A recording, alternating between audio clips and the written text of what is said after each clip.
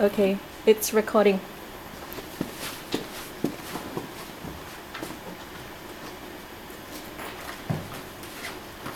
Okay. Good afternoon, everyone. Thank you very much for coming to our presentation. Diego and I are doing a joint PAE this semester, and the topic of our PAE is on UNDP China and South-South cooperation, recommendations for the China-Africa Business Council for the second phase, which would run from 2009 to 2011. Our client is UNDP China, and in a while we'll explain to you why we use UNDP China as our client. Okay, so let's move on to the first slide. First, we're going to introduce to you who the CABC is. Throughout this presentation, we'll just use CABC and not China-Africa Business Council. It's too much of a mouthful. First, who is the CABC? The CABC is a public-private partnership between the among the UNDP China, the China Society for Promotion of Guangcai, which is a political party in China, and also the government represented by the Ministry of Commerce. Let me explain to you one by one.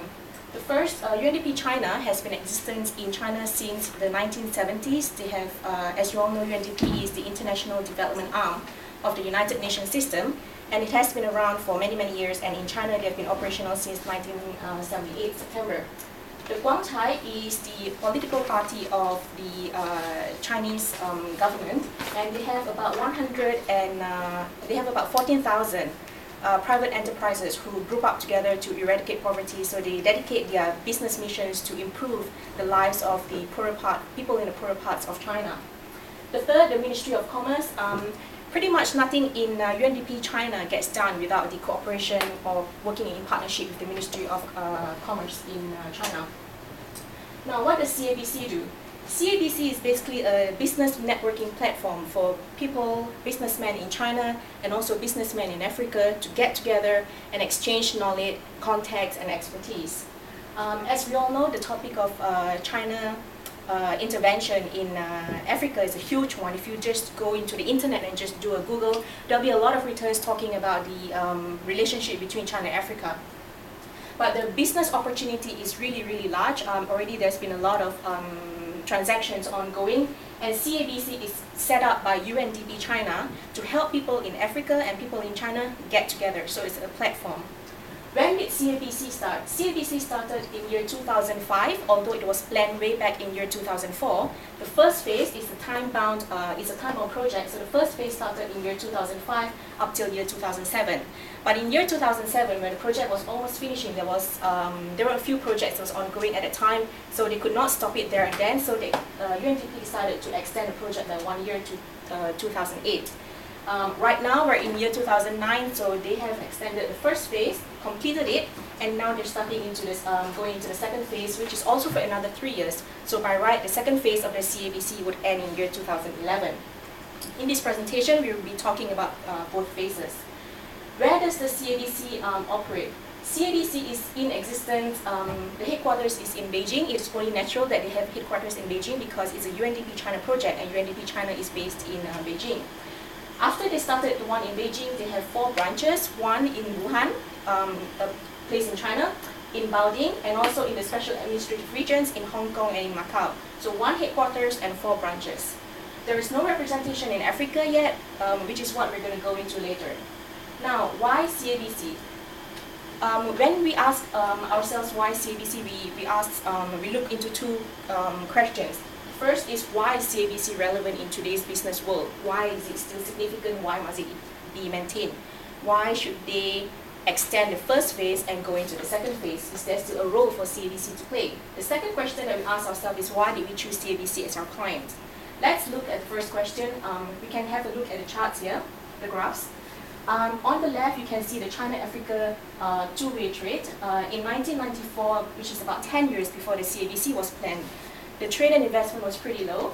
Imports and exports is, as you can see, really low. But then in 2006, it has shot up really, really high. This is about 1 or 2 years after the CABC was planned.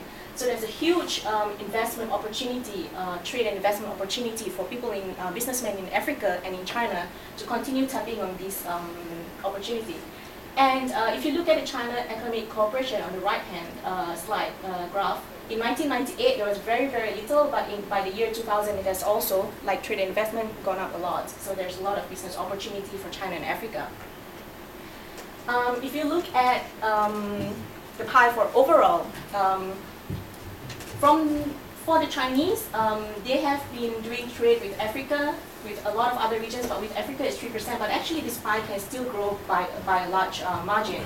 If you look at the Chinese economic cooperation by region, Africa is about 27%, which is also a huge participation of the Chinese in Africa.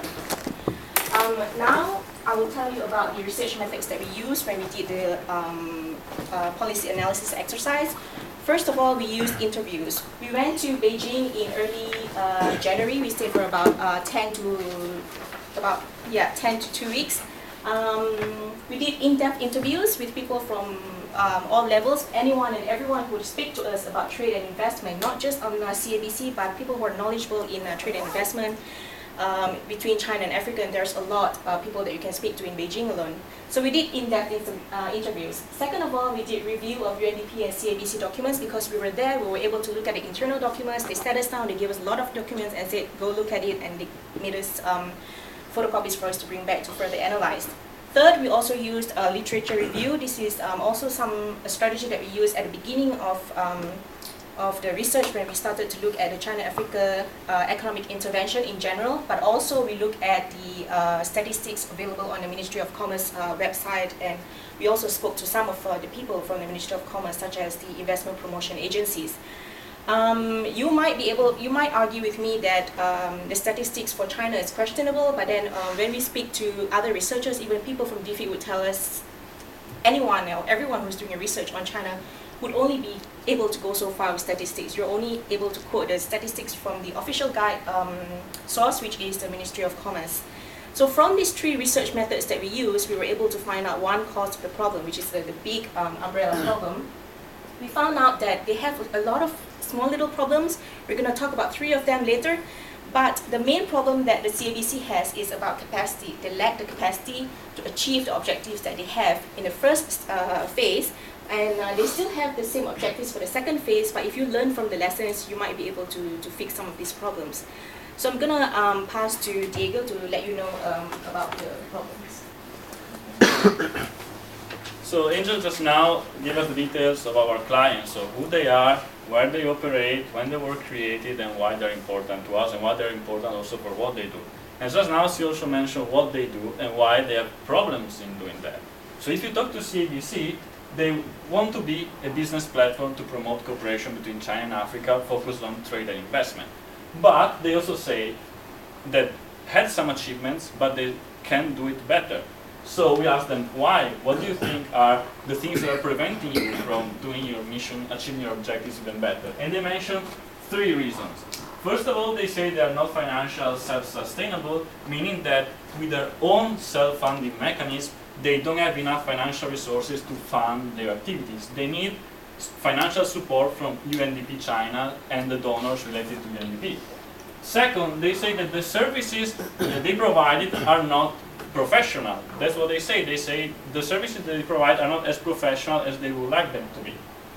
And third, they say that they don't have an established African network. These three reasons are preventing them from being a very effective business platform between China and Africa. So our analysis is try to find out the causes of these three problems that are preventing them to realize the mission.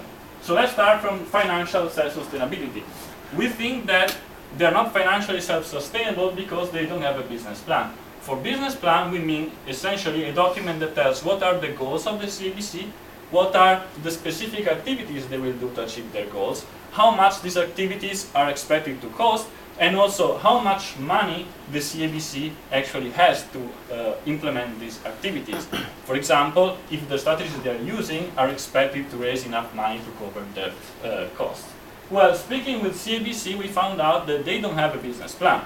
Since the beginning, they never had such documents, and apparently they didn't even analyze the possible strategies to raise money. So what happened is, during the first phase, they realized that their own self-funding mechanism don't raise enough money to sustain themselves. So now they are struggling to find out new sources of revenues so that they can be financially independent from the United Nations Development Program, because sooner or later the financial support from UNDP